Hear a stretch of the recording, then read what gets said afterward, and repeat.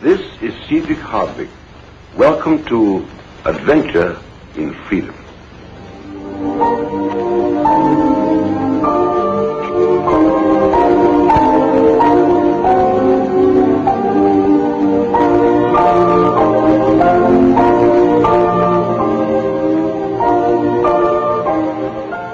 We have an unusual film for you today.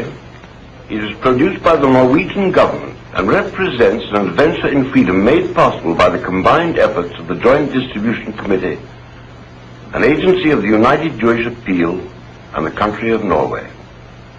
But first, I should like to ask you to remember back to 1946 and what we then called the DP problem, the displaced persons problem. Surely you haven't forgotten about Bergen-Belsen. This was a place where Hitler demonstrated the full meaning of Nazi culture. You remember. Here the mighty German science proved beyond dispute that the human body properly utilized makes a passable bar of soap. Or better still, an ounce or so of ashes, suited perfectly for fertilizing vegetable plots. And yet, in this blood-drenched land, in this very Germany by whose orders 6 million innocent people were put to death, solely because they were Jews, here in the same towns and communities where just a few years ago the stormtrooper trucks rolled and the swastika waved supreme, a miracle came to pass, with clock-like regularity. Each time the train came to bear 1,000 emigrants or more from the dark of the past to a brighter future. Measure the wonder of the miracle by what you see now. This is Munich, the very city to which in November 1918, Corporal A. Hitler, late of the Kaiser's armies, came home from the wars with hate in his heart and murder on his mind to build the Nazi Party and to proclaim to the world death to decency, death to democracy, and death to all men who hold with free ideals. And from this Munich, from this near tomb, see life step forth, vigorous and renewed, as the revived remnant of a heroic people begins a journey to a state called Israel, to a place called home.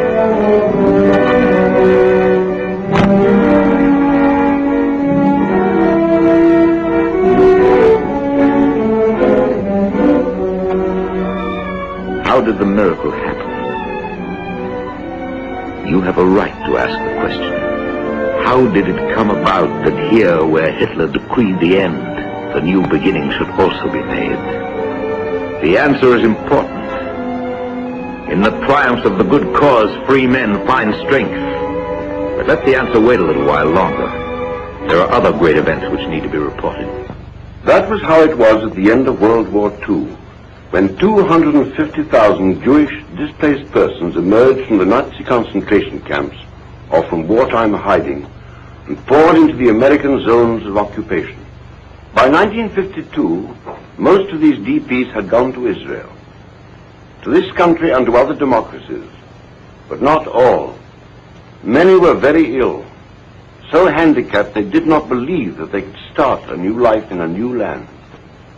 But the film you will now see, produced by the government of Norway, will show you how some of these hardcore DPs have been given new lives, new homes, and new hope instead of no place on earth.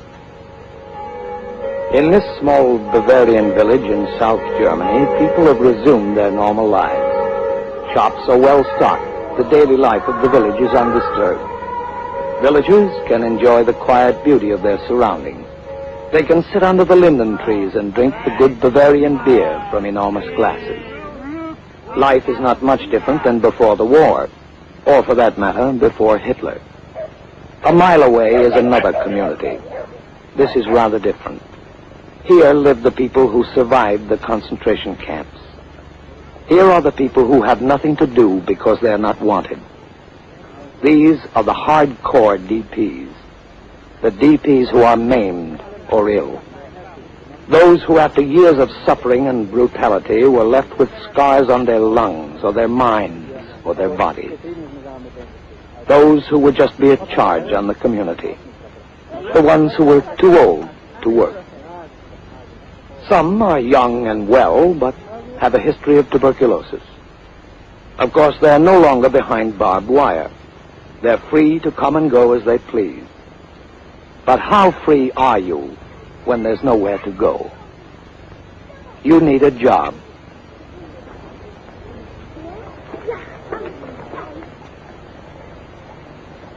Haben Sie Arbeit für mich? There are no jobs for these people in Germany.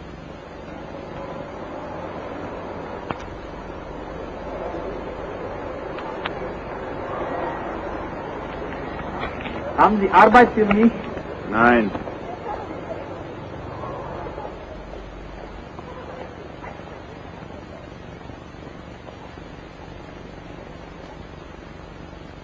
There are no jobs.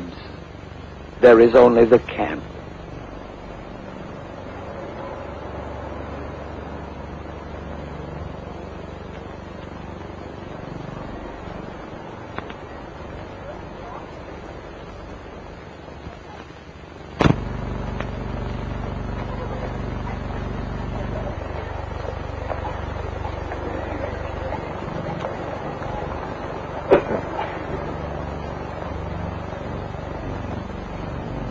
This young couple have survived concentration camps and cannot leave here because they have had tuberculosis. One needs courage to accept this fate. Many feel that there can be no future for them. They think of the time that has passed since they knew a good life. They've spent years in Nazi concentration camps and 8 years in DP camps since the war. And now they watch their dreams slowly die. When they were in the concentration camps, would they have had the will to survive if they had known what they had to look forward to? For these people, the years since the war have been a long, slow round of different camps, of one disappointment after another. Since the war, some have applied for entry into half a dozen different countries, but have been turned down because of age or ill health. They are remnants of people. One or two survivors of a whole family. They're always waiting, always telling their story, seeing commissions from one country after another, hoping that this time it might be their chance. And this time it will be a chance for some. This Norwegian commission is taking active tuberculosis cases, even whole families. Some of its members were in concentration camps themselves. It is choosing people whom it feels will benefit most. In this pile of papers are the histories of the applicants, each one a story of suffering and frustration. In the evening, the commission gets together to decide who can best be helped. For Norway is a small country and can't possibly take them all. While they deliberate, the people must wait. While they wait, they read a letter from one who has already gone to Norway.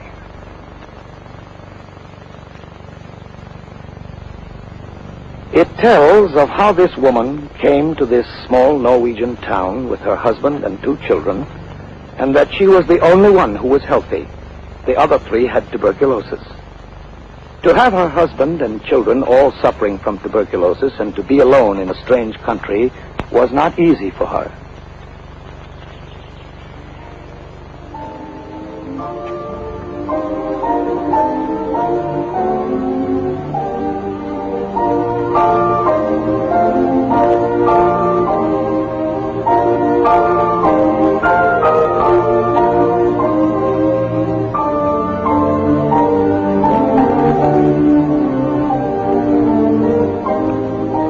Saw the children, it was better.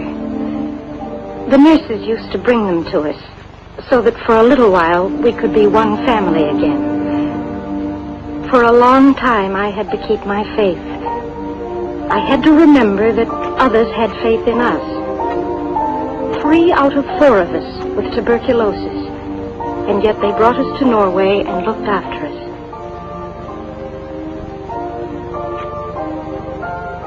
There are others of us in the same town.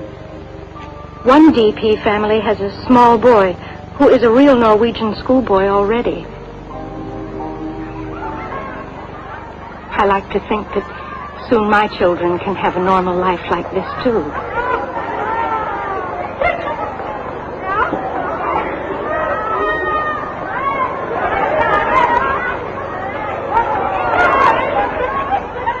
For some, it is not so easy. The blind man, Kubatsky, lives in this town. He was quite unable to work when he arrived after the war.